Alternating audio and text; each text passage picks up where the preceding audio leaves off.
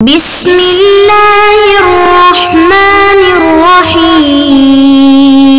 السلام علیکم ورحمۃ اللہ وبرکاتہ۔ عزیز طلباء و طالبات، تقابل ادیان و مذاہب کا سبق نمبر 20 آج ہم پڑھ رہے ہیں۔ اس سبق کا عنوان ہے ہندو فلسفی۔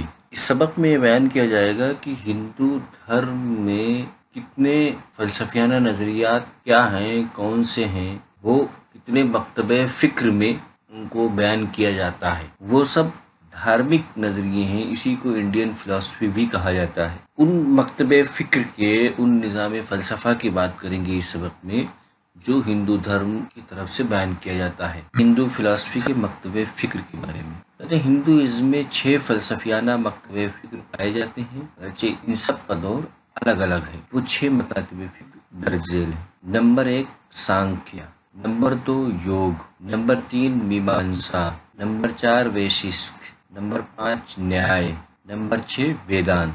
یہ 6 قسم کے مکتبہ فکر ہیں، فلسفیانہ مکتبہ فکر جو ہندو دھرم سے متعلق ہیں، یا انڈین فلسفی، ہندوستانی فلسفی انہی 6 مکتبہ فکر میں منحصر ہے۔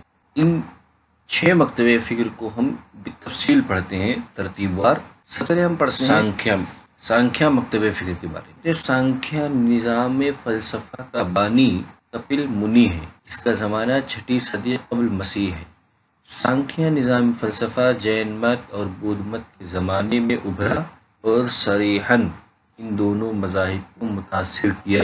جین مت اور بدھ مت کی طرح اس نظام فلسفہ میں بھی کسی شخصی دیوتا کا وجود نہیں ہے اور اسے زندگی سے متعلق ایک ملحدانہ نظریے کے طور پر دیکھا جاتا ہے۔ جین مت کی طرح اس میں بھی کائنات کو روح اور مادہ کی قوتوں کے ساتھ ثنویت کے طور پر لیا جاتا ہے۔ اس کے مطابق کائنات میں یہی 2 قوتیں ہیں اور انہی میں سے وہ سب کچھ پھوٹتا ہے جسے ہم دنیا میں جانتے ہیں۔ اس پوری عبارت کا مطلب یہ، اس عبارت کے اندر 2 سے 3 باتیں بیان کی گئی۔ 3 باتیں۔ پہلی بات یہ بیان کی گئی ہے کہ سانکھیہ نظام فلسفہ جو ہے، جو سانکھیہ مکتبہ فکر ہے، اس کا بانی، اس کا تصور دینے والا کپل منی ہے۔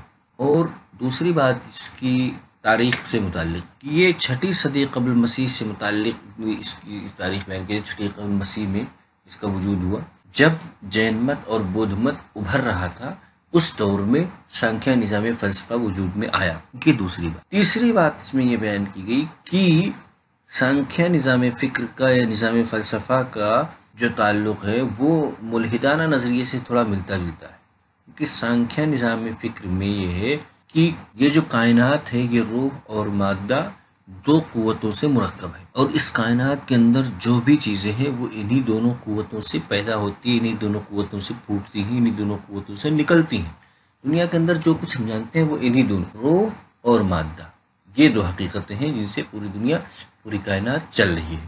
یہ سانکھیہ نظام فلسفہ کا کہنا ہے۔ اس سبق میں ہم نے 3 باتیں پڑھی۔ ایک، سانکھیہ نظام فلسفہ، اس سانکھیہ نظام فلسفہ سے متعلق ہم نے 3 بات پڑھی۔ ایک یہ کہ اس کا بانی کون ہے، دوسری کہ اس کی تاریخ کیا ہے، تیسری یہ کہ اس کا بیسک کانسیپٹ کیا ہے۔ بیسک کانسیپٹ یہ ہے کہ کائنات یہ روح اور مادے سے مستقل، یعنی یہ پوری کائنات میں روح اور مادہ یہ 2 قوتیں ہیں، یہ 2 حقیقتیں ہیں، ان سے پوری کائنات چل رہی ہے۔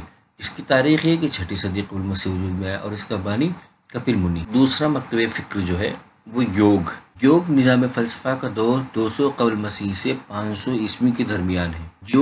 یوگی کی حالت میں بیٹھے ہوئے افراد کو پیش کرنے والے مجسمے 3 دہائی قبل ازاریائی شہروں میں ملے ہیں۔ یوگ کا موجودہ فلسفہ رشی یا جناولکیا کے ذریعے ترقی پایا۔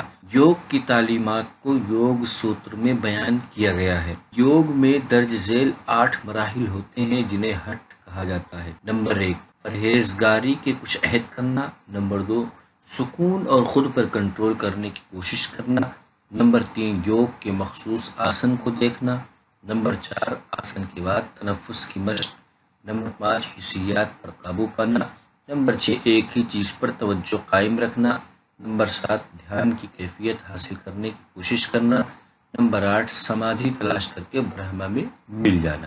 اس پوری عبارت کے اندر 3 باتیں اس عبارت کے اندر ہیں، 4 باتیں۔ پہلی یہ کہ اس کی تاریخ یہ ہے کہ یہ 700 سالوں میں ہوئی تھی، یعنی 200 قبل مسیح سے اس کی تاریخ شروع تھی اور 500 عیسوی کے درمیان میں یہ پروان چڑھتا ہے ان 700 سالوں میں۔ اور دوسری بات یہ کہ اس یوگی کی جو حالت ہوتی ہے اس سے متعلق جو مجسمے ملے ہیں وہ تیسری دہائی قبل از آریائی، یعنی کہ تیسری دہائیوں کے آنے سے پہلے جو تیسری دہائی چل رہی تھی اس میں، یعنی آج کے 3000 سال پہلے، آج سے 3000 سال پہلے کے جو مجسمے ملے ہیں اس میں وہ مجسمے بھی ملے ہیں جو یوگی کی حالت ہوتی ہے، بیٹھنے کی، مراقبے کی وہ حالت۔ تیسری بات اس کے اندر یہ کہ یوگ کا جو فلسفہ ترقی پایا دنیا میں وہ رشی یا جناولکیا کے ذریعے ترقی پایا۔ یوگ سوتر ایک کتاب کا نام ہے جس میں یوگ کی تعلیمات بیان کی گئی ہیں۔ اور آخری بات یہ ہے کہ یوگ میں 8 مراحل ہوتے ہیں، ان 8 مراحل کو انسان طے کر کے برہما میں مل جاتا ہے، آتما پرماتما میں مل جاتی ہے۔ یہ 8 مراحل آپ کے سامنے۔ تیسرا مکتب فکر جو ہندو فلسفے کا ہے میمانسا۔ میمانسا نظام فلسفہ کا پورا نام پورو میمانسا یعنی ویدوں کا ابتدائی تجزیہ ہے۔ اس نظام کے بنیادی صحائف میں وید اور میمانسا سوتر ہیں۔ میمانسا سوتر 200 قبل مسیح میں لکھا گیا۔ میمانسا فلسفے کے نمائندہ پیروکار کمارل بھٹ اور پربھاکر تھے جو 8ویں صدی عیسوی میں گزرے۔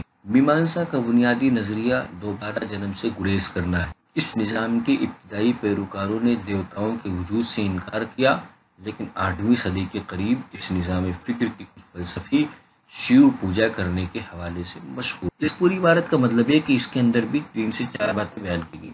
پہلی بات یہ بیان کی گئی کہ میمانسا فلسفہ ہے کہ دراصل یہ ویدوں کے جو ابتدائی تجزیہ ہے اسی کا نام ہے میمانسا، اور ابتدائی تجزیہ جو ہے یہ 200 قبل مسیح میں ایک میمانسا سوتر لکھا گیا۔ اس میمانسا سوتر کے اندر وید کا ابتدائی تجزیہ کیا گیا اور اس تجزیہ کرتے ہوئے پورا یہ فلسفہ پیش کیا گیا۔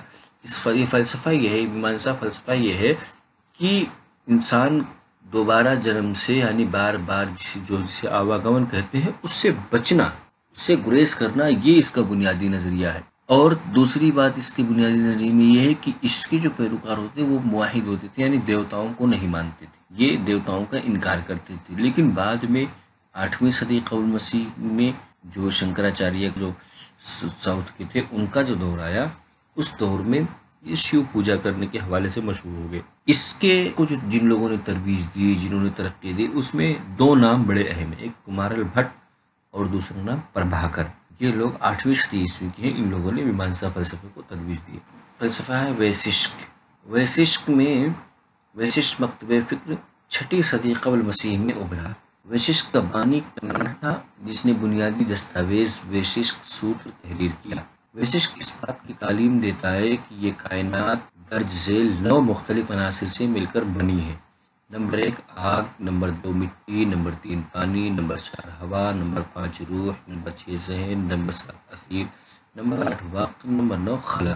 چونکہ یہ عناصر ازلی اور غیر تخلیق شدہ ہیں اس لیے کائنات میں دیوتاؤں کی ضرورت نہیں۔ اس مکتب فکر میں بعد کے مفکروں نے ایک ہستی مطلق کا نظریہ اپنایا جو کائنات کو درست راہ پر چلاتی ہے۔ اس پوری عبارت میں بیان کیا گیا کہ ویششک مکتب فکر کا جو وجود ہوا وہ 6ٹی صدی قبل مسیح میں ہوا، یعنی وہی جو بدھ مت اور جین مت کے ابھار کا اور ترقی کا دور تھا، اس دور میں ویششک مکتب فکر کا بھی وجود ہوا۔ اور اس مکتب فکر کا بانی کناڈ تھا۔ کناڈ میں ہی ویششک سوتر لکھا تھا، اس لیے اس کو اس کا بانی کہا جاتا ہے۔ ویششک مکتب فکر یہ ہے کہ ویششک یہ کہتا ہے کہ کائنات جو ہے یہ 9 مختلف عناصر سے مل کر بنی ہے، اور وہ 9 مختلف عناصر آگ، مٹی، پانی، ہوا، روح، ان سب کا مرکب یہ کائنات ہے۔ کائنات ان سب چیزوں سے مرکب ہے، ساتھ ان 9 عناصر سے۔ بعد میں اس مکتب فکر کے مفکروں نے ایک ہستی مطلق کا نظریہ اپنایا، یعنی یہ اپنایا کہ ایک ہستی ہے کوئی جو اس کائنات کو ٹھیک چلا رہی، یعنی توحید کا تصور بعد میں آیا اس مکتب فکر کے اندر۔ 5واں مکتب فکر نیائے کی بنیاد گوتم نامی شخص نے رکھی جو 3ری صدی قبل مسیح میں گزرا، جس نے نیائے سوتر تحریر کیا۔ فلسفے کے بعض طلباء گوتم کو ہندوستان کا ارسطو کہتے ہیں۔ ویششک کی طرح نیائے مکتب فکر بھی قطعی لا مذہب ہے اور کائنات کی حقیقت پر یقین رکھتا ہے۔ اس لیے نیائے کے پیروکار کا ماننا ہے کہ انسان کائنات کا حقیقی علم حاصل کر سکتا ہے۔ اس طرح نیائے مکتب فکر بنیادی طور پر منطقی تجزیے کو کائنات کے بارے میں سچائی تک پہنچنے کا وسیلہ سمجھتا ہے۔ اس عبارت کا مطلب یہ ہے کہ نیائے فلسفے کی بنیاد گوتم نے رکھی تھی، اسی لیے جو یعنی تیسری صدی قبل مسیح ہے۔ اس نے کہا کہ یہ نیائے کا فلسفہ تیسری صدی قبل مسیح میں وجود میں آیا، جو گوتم کا زمانہ ہے، گوتم نے ہی اس کی بنیاد رکھی ہے۔